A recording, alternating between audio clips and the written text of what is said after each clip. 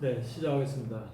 오늘 이제 함께 할 부동산 얘기는 세금에 관련된 부분들입니다. 그래서 어, 오늘의 주제는 부동산 절세 기술이라고 하는 책이고요. 이 책은 투웨이스라고 하는 필명을 가지신 김동우 님이 만든 책입니다. 내용을 이렇게 보시다 보면은 이분은 이제 실전 투자들을 많이 하면서 세금에 대해서 공부를 많이 해왔다 그래요. 그래서 실전을 하면서 본인이 배워왔던 세금에 대해서 정리해서 설명하고 있습니다. 그래서 이번 세금 부분은 내용이 조금 많을 것 같아서 몇 개 파트로 끊어가지고 제가 말씀을 드리려고 하고 있습니다. 그리고 이제 이 세금 관련해서는 송이장이라고 하는 분이 감수를 또 하셨다고 그러고요.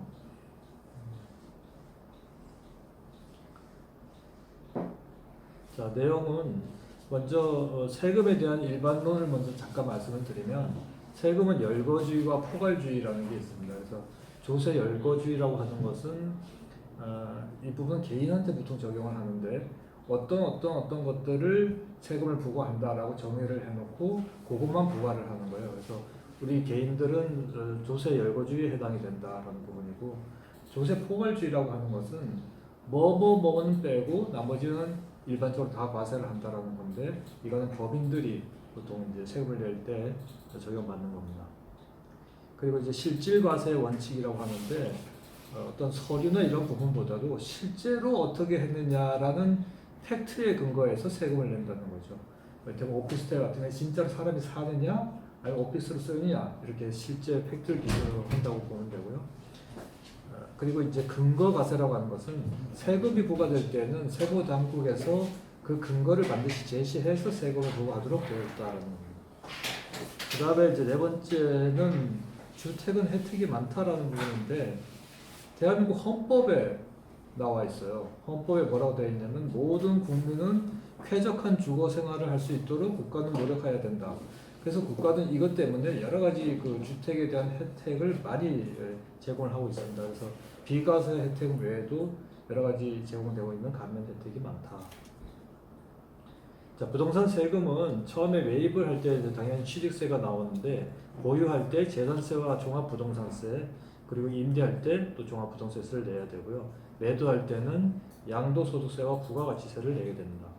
그래서 그 부분을 이제 각각을 쭉 설명을 좀 드리려고 하고 있고요. 첫 번째는 취득세입니다.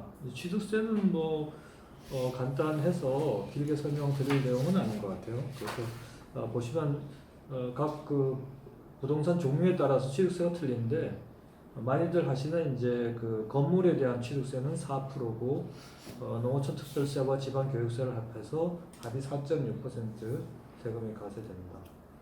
나머지 부분은 제가 자료를 쉐어해 드릴 텐데 그 내용을 이렇게 보시면 될 것 같습니다. 다음은 이제 재산세 부분인데요. 재산세는 내용을 이렇게 보시면 세율이 그다지 높지 않습니다. 그렇지만 이게 이제 매년 과세를 하는 부분이기 때문에 이게 이제 누적이 되면은 크다는 부분이 되는 거고.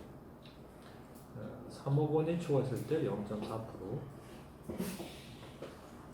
다음에 이제 보유세입니다. 보유세라고 하면 재산세나 종합부동산세인데 그 부분에 대한 과세 산출 과정입니다.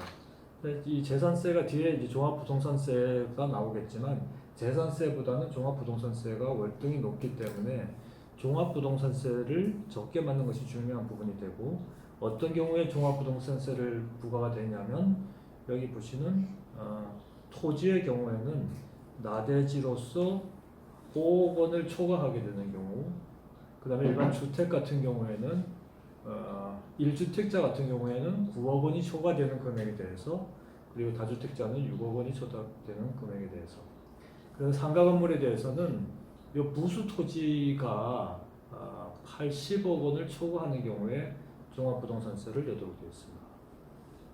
이 종합부동산세의 과세 표준을 보시면 0.5%부터 큰 금액인 경우에는 2.7%가 되고요. 이제 이게 2주택 이하를 소유했을 경우고 3주택 이상인 경우는 좀 더 높은 퍼센트를 볼 수가 있습니다. 그 다음에 이제 종합부동산세인데요. 저희 종합부동산세를 보시면 장기 보유한 분에 대해서는 좀 공제 감면을 해주고 있습니다. 그래서 보유기간에 따라서 20 내지 50%의 공제를 받을 수가 있고, 그리고 이제 나이가 드신 분들에 대해서 10 내지 30%의 공제를 해주고 있습니다. 그래서 뭐 강남에서 오래 살았는데 나는 어떻게 그 보유세를 내란 말이냐, 뭐 이런 항의에 대한 이제 그 반대로 이루어진 부분인 것 같고요.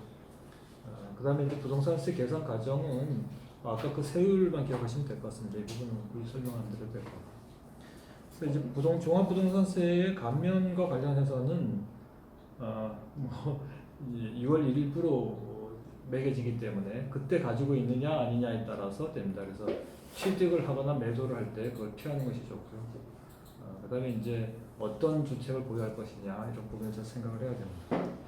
그다음에 이제 명의를 분산하게 되면 금액이 이제 줄어드니까 종합부동산세를 덜 내게 되는데 뒤에 나오겠지만 법인을 설립하는 경우도 법인도 하나의 사람으로 보기 때문에 감면이 될 수가 있습니다.